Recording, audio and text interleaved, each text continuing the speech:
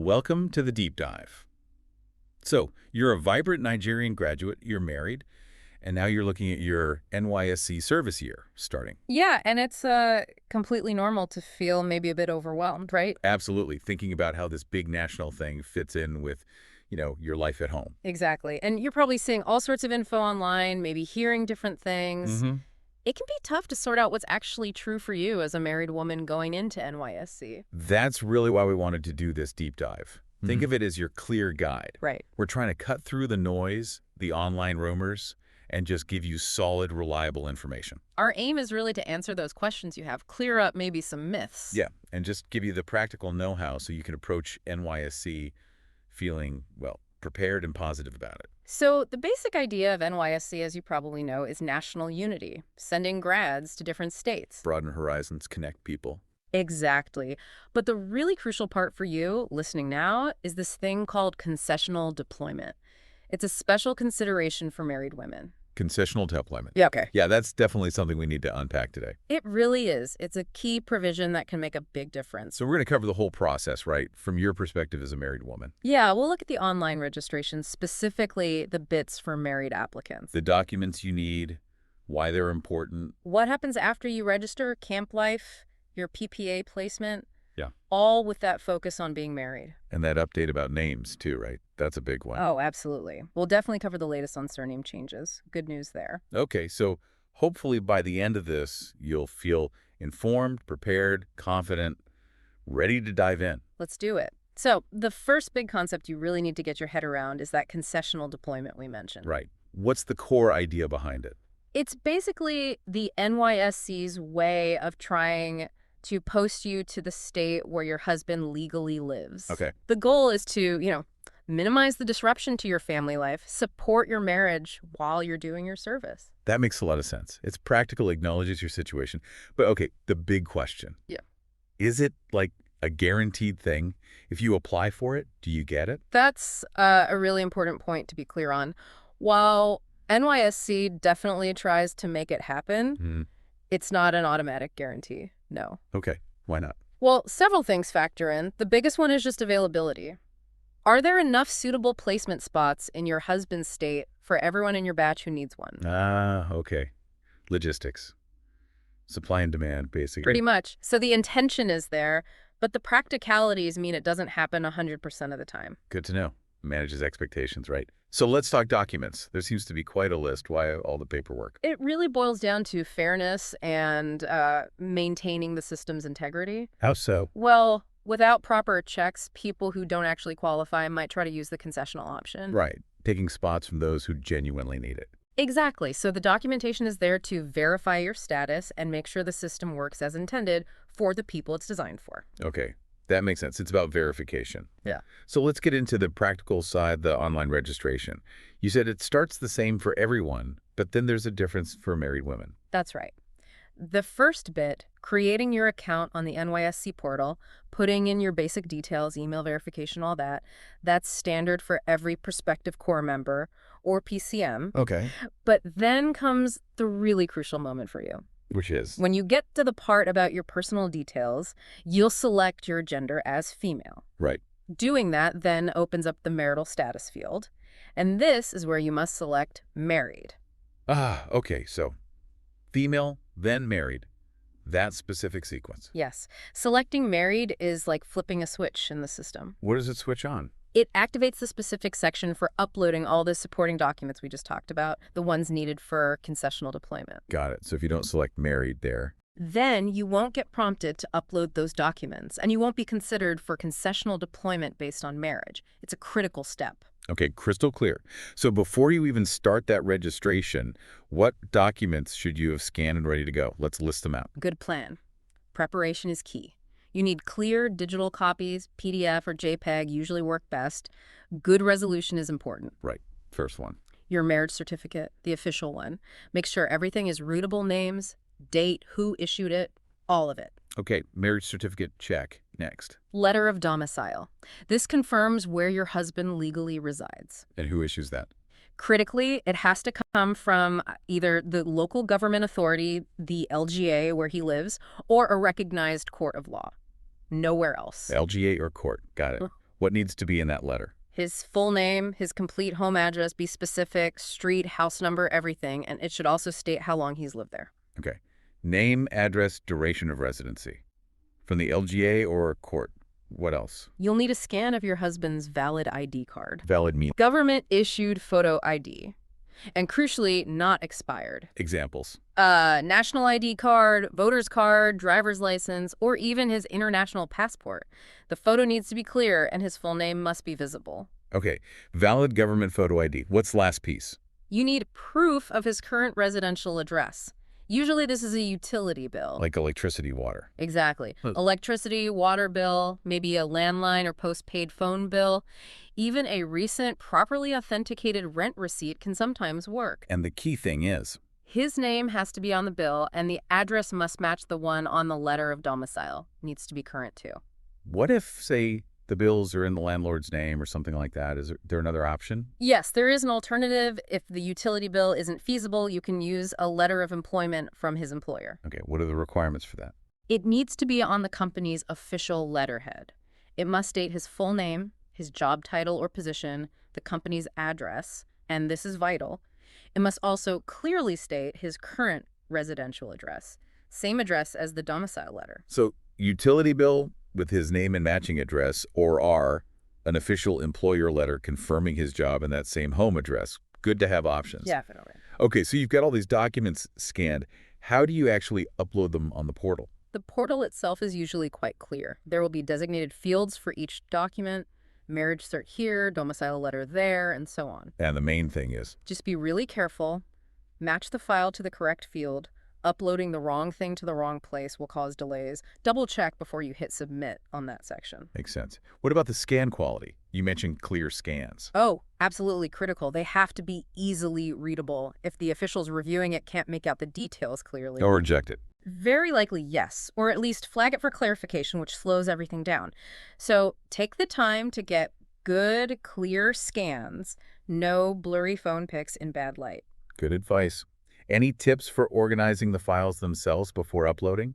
Yeah, actually, and instead of just calling them scan1.pdf or whatever, rename them descriptively. Yay. Something like marriage cert my last name.pdf or husband ID's name.jpg.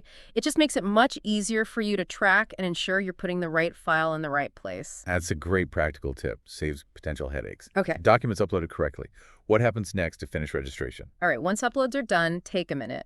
Review everything you've entered on the whole application. Check for typos, mistakes. Then, if there's a fee for your registration type, you'll need to handle the payment through the portal's secure system. Okay. Once you're happy everything is correct, you submit the whole application. And then don't forget this, print your registration slip. That slip is important. Yes, that's your proof that you've completed the online registration. Keep it safe. You'll need it. Okay, print the slip, keep it safe. Now, let's dig just a bit deeper into those documents again.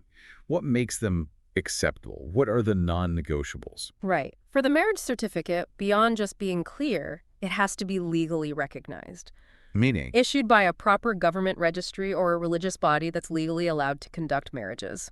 Also, check the date. The marriage must have happened before you register for NYSC. Okay, official source, pre-registration date. What about the letter of domicile again? We know LGA or court, but any other critical points? Yeah, the address needs to be super specific, full details. And the duration of residency, how long he's lived there, should be stated. Longer is often better, but the key is that it's stated. And recent is good. Ideally, yes. Yeah. Issued within, say, the last 3 months, preferably, shows its current information. Makes sense. Husband's ID card. What's the main check there? Validity. Has to be current, not expired. That's number one. Photo must be clear, recognizable. And the name on the ID must match exactly across all other documents, no variations. Consistency is key, sounds like. Absolutely. Any discrepancy can raise a query. Okay. And the utility bill or letter of employment? For the bill, his name must be on it. And again, recent, ideally last 3 months, address matching the domicile letter, obviously. And using the employer letter. Remember, official letterhead, signed by someone authorized, his name, position, company address, and crucially, his residential address that matches the domicile letter. It must explicitly confirm his home address. Got it. Seems like consistency and clarity are the watchwords. What are the common mistakes people make here? Things to avoid. Oh, several common ones. Submitting incomplete documents is one, maybe missing a page or a stamp. Right. Blurry or unreadable scans, we've talked about that, but it's a big one. Mm-hmm. Inconsistent information, name spelled differently here, slightly different address there, that causes problems. Need to double check everything matches. Exactly. And it has to be said, never ever submit fake or altered documents. That's a serious offense. Don't even think about it. Absolutely. Honesty and accuracy. Okay, so registration done, documents submitted carefully. Then it's waiting time. How do you track what's happening? Yeah, after submission, you need to keep checking back on the NYSC portal. Log in regularly with your details. What are you looking for? Updates. You'll see if your documents have been verified, and eventually your posting information will appear there. So monitoring that portal is your main way to stay informed. Okay, check the portal regularly. Then, the big reveal. The call-up letter, what's on that? Right. Once your deployment is sorted, the call-up letter becomes available to download and print from the portal. And it tells you? Your deployment state, where you need to report for orientation camp, and the exact reporting date. Crucial info. Review it very carefully as soon as you get it. Okay, prints the letter, checks the state. Now, the tricky scenario. What if, after all that effort with the documents, the letter says she's posted to state X, but her husband lives in state Y? Yeah, look, it's frustrating, but it can happen. Sometimes it's tech glitches. Sometimes it's just those placement limitations we talked about. So what does she do? Panic. No, definitely don't panic. There's a specific process for this. And here's the really important part for you to know. Okay. You are actually allowed to report directly to the NYSC orientation camp in your husband's state of residence. Really? Even if the call-up letter says to go somewhere else? Yes. This is a specific provision for married women seeking concessional deployment. But, and this is crucial, you must do something when you get there. Which is? You have to bring all the original physical copies of the documents you uploaded online, your marriage certificate, the domicile letter, his ID, proof of address, the actual hard copies. Okay, go to the camp in the husband's state, Yeah. armed with all the original paperwork. Mm-hmm. Then what? Who do you talk to? As soon as you arrive at that camp, the one in his state, you need to find the camp commandant or the NYSC official handling registration and deployment. Right. Go to them, explain your situation clearly. I'm married, my husband lives here, my call-up letter said state X, but I'm reporting here for concessional deployment. And then present your original documents for them to verify. And they'll sort it out. They will guide you through the process for applying for redeployment to that state right there at the camp. Is it automatic at that point once you're there with the docs? It's still not 100% automatic, unfortunately. The final decision rests with those NYSC officials at the camp. Okay. They need to verify your documents are legit, and they also have to consider if they actually have placement capacity in the state at that moment. But you've done the right thing by reporting there and presenting your case. So there's a clear path, even if it's not guaranteed. That's good to know. Okay, let's talk about the camp itself. Assuming you're posted correctly or redeployed successfully, what's camp life like for a married woman? Well, orientation camp is pretty intense for everyone. Expect a very structured routine, early starts, lots of activities. And accommodation. It's communal, shared dormitories, shared facilities. There generally isn't special accommodation for married PCMs. You're in there with everyone else. Okay, good to know. Uh-huh. What about general behavior etiquette? Just follow the camp rules, participate actively and respectfully. Be mindful it's a shared space, so courtesy towards fellow Corps members and officials is key. Standard stuff for communal living. Now, a really important situation. What about PCMs who are pregnant or nursing a baby? Yes. Crucial point. NYSC understands that camp is physically demanding. Right. So pregnant women and nursing mothers are typically exempted from staying in camp for the 3 weeks. Okay, they don't have to live there. But do they still have to go? Yes, they still need to go to the camp initially to register. What do they need to bring? They must bring valid medical proof of their pregnancy or nursing status. Show this to the officials upon arrival. And then what happens? Once they've completed the registration process at camp, they are usually allowed to leave and go home. They don't do the parades and drills. And their service year? They proceed directly to their place of primary assignment, their PPA, start their service year from there after the camp registration is done. So, key thing is, report to camp, register with medical proof, then head home and await PPA instructions. Exactly. Communication with the officials on arrival is vital for them. Very helpful. Okay, post-camp, it's PPA time. Any advice for a married woman choosing or accepting her PPA? Yeah, definitely think about your family situation. Consider the workload involved at the PPA. Is it manageable? Mhm. And location is obviously key. How far is it from home? Is the commute reasonable? Try to find something that allows a decent balance. And communicating with the employer at the PPA. Oh, very important. Be open about your commitments from the start. Discussing your situation can help make the year smoother for everyone. Good communication helps manage expectations. Okay, let's talk about names. This used to be a whole thing, right? Changing names on the certificate. Oh, it was a real administrative hurdle. You had to publish a change of name in a newspaper, submit affidavits. It was quite a process for married women wanting their husband's surname on the NYSC certificate. But that's changed. Yes. Big news and good news. NYSC has officially removed that requirement. No more mandatory newspaper publication or formal name change process just for the certificate. Wow, that's a significant improvement. So what name does go on the certificate now for married women? Is it automatic? That's the bit that's still, let's say, being finalized by NYSC. The exact policy on which name, maiden or married, will appear, or if there's a choice, is something they are still clarifying. So where can our listener find out the latest on that? Best place is always the official NYSC website, www.nysc.gov.nga. Keep an eye on their official announcements section for updates on this specific issue. Okay, check the official site for the final word on certificate names. Good tip.